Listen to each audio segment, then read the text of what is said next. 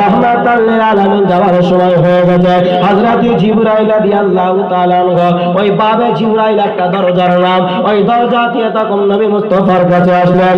আসার পরে নবীজিকে সালাম দিলেন। দরজার মধ্যে খটখট করে আওয়াজ করে, আওয়াজ করতে করতে ওই আন্দার গুহার মধ্যে নবী মুস্তাফা প্রবেশ করে আছেন। আমার নবী মুস্তাফা সাহাবাদেরকে নিয়ে কথা বলতেছিলেন, আর পাশে হযরতে ফাতেমা তাজ-জাহরা রাদিয়াল্লাহু তাআলা আনহা বসা।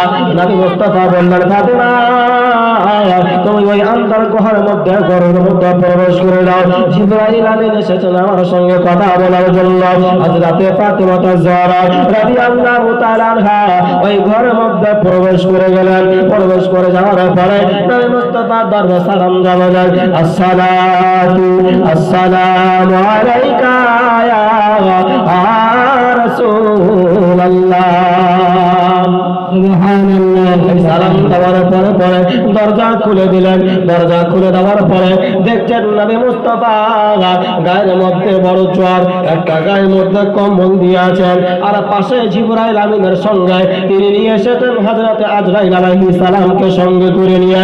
ও আল্লাহর বান্দারা, আমার প্যারা নবীজির উম্মতরা রে, আমার পরপর আলারে আমার মা ও বোনেরা, মনটা একটু নরম করেন, গভীর মনোযোগ দিয়ে শুনিয়ে যান। নবী মুস্তাফার কথাগুলো যদি মনোযোগ দিয়ে শোনেন, এহকাল ভালো পরকাল ভালো হয়ে যাবে। ও আল্লাহর বান্দারা, 200 কোটি টাকা একজন দান করেছে, আল্লাহ তাআলা দানকে কবুল করো। ও আল্লাহর বান্দারা, ও আমার বান্দা, নবী মুস্তাফার কথা তখন এইবার জিবরাইল আমিন বলতে লাগলেন, ইয়া রাসূলুল্লাহ,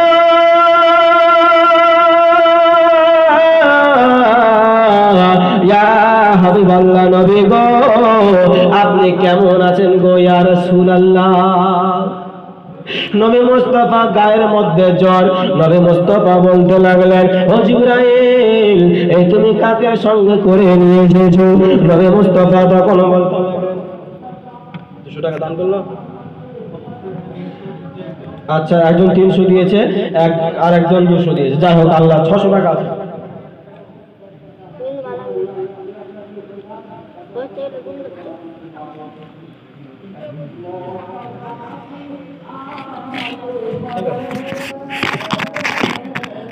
আল্লাহুম্মা সাল্লি আলা